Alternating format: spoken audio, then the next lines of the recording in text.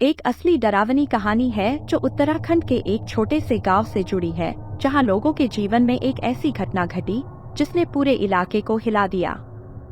यह कहानी आज भी उस क्षेत्र के लोग एक दूसरे को सुनाते हैं और सुनते ही रूह कांप जाती है।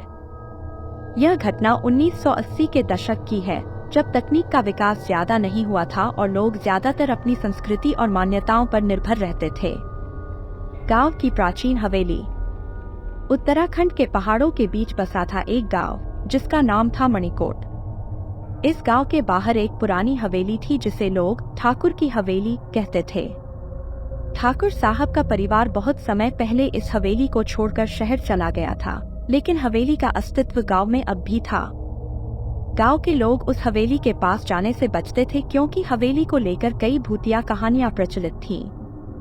कहा जाता था कि रात के समय वहां से अजीबोगरीब आवाजें आती थी, चीखें, हंसी और कभी कभी किसी महिला की कराहटें। हवेली में आखिरी बार कोई 20 साल पहले गया था और उसने वापस आकर दावा किया था कि उसने वहां एक सफेद साड़ी में लिपटी महिला को देखा था जो हवा में तैरती हुई दिखाई दी थी।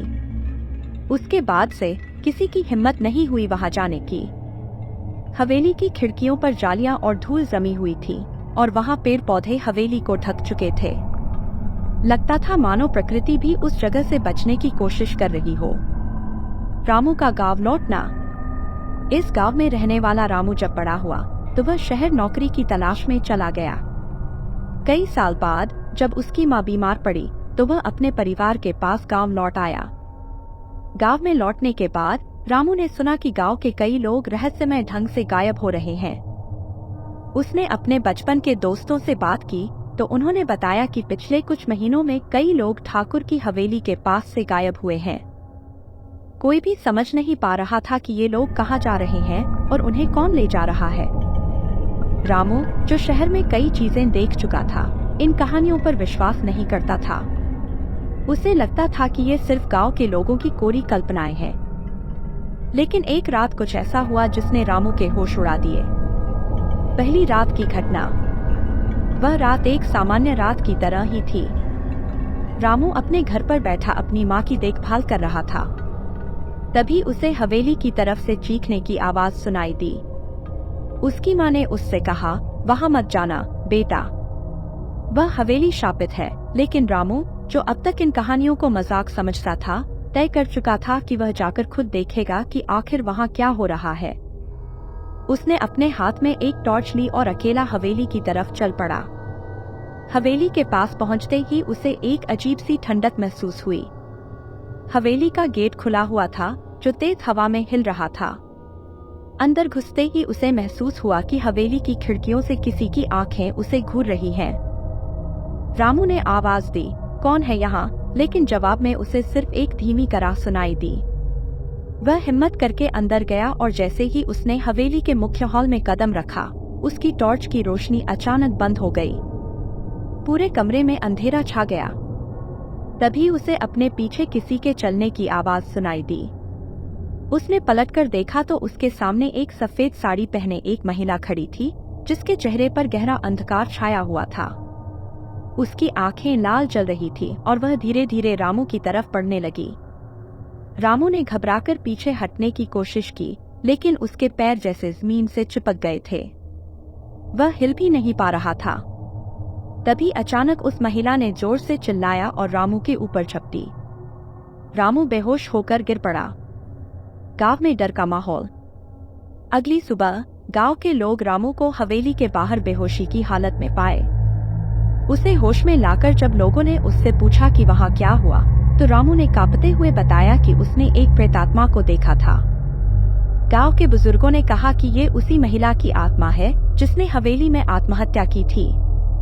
ठाकुर के जमाने में उस महिला को जबरदस्ती ठाकुर के साथ शादी करने के लिए मजबूर किया गया था, लेकिन वह ठाकुर से प्रेम नहीं करती थी और इस मजबूरी से तंग आकर उसने अपने जीवन का अंत कर लिया था। तब से उसकी आत्मा हवेली में भटक रही है और जो भी वहां जाता है उसे अपने साथ ले जाती है।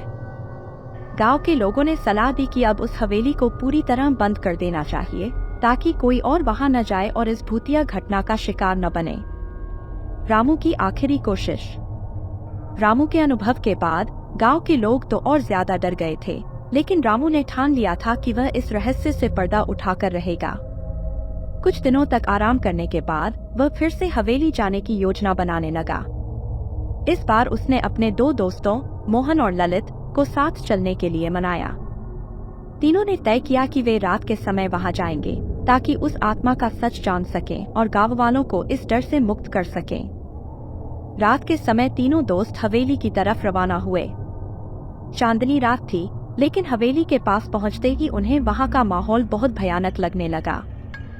हवेली की खिड़कियां इस बार भी अजीब ढंग से हिल रही थीं।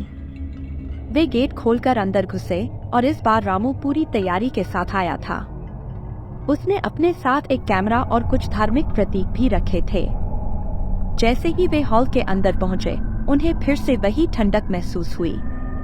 अचानक से हवा तेज हो गई और हवेली की सभी खिड़कियां अपने आप बंद हो गईं।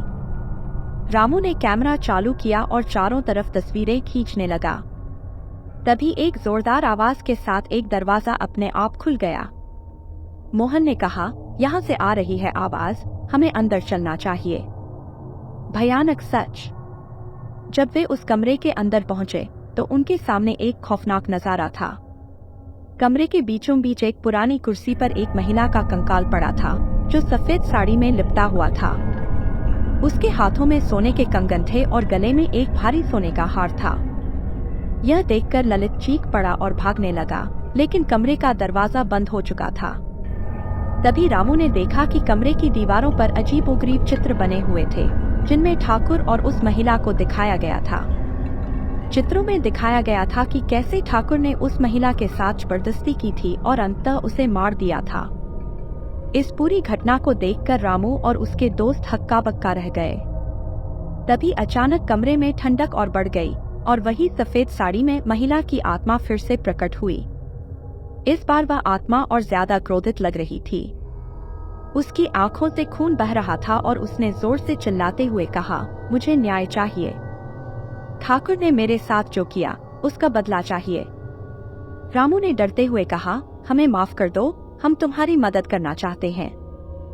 तभी आत्मा थोड़ी शांत हुई और उसने कहा, मुझे तब तक चैन नहीं मिलेगा जब तक इस हवेली को आग के हवाले नहीं किया जाता और ठाकुर का नाम इस गांव से मिटा नहीं दिया जाता। अंत। रामू और उसके दोस्तों ने किसी तरह अपनी जान बचाई और अगले दिन गांव के लोगों को सब कुछ बता दिया। गांव के बुजुर्गों ने फैसला किया कि हवेली को जला दिया जाएगा ताकि उस आत्मा को मुक्ति मिल सके। गांव के सभी लोग इकट्ठा हुए और ठाकुर की हवेली को आग लगा दी। हवेली के जलते ही उस महिला की आत्मा एक बार फिर दिखाई दी और मुस्कुराते हुए हवा में गायब हो गई। इस घटना के बाद गांव में फिर कभी कोई गायब नहीं हुआ और ठाकुर का नाम भी धीरे धीरे गांव की यादों से मिट गया।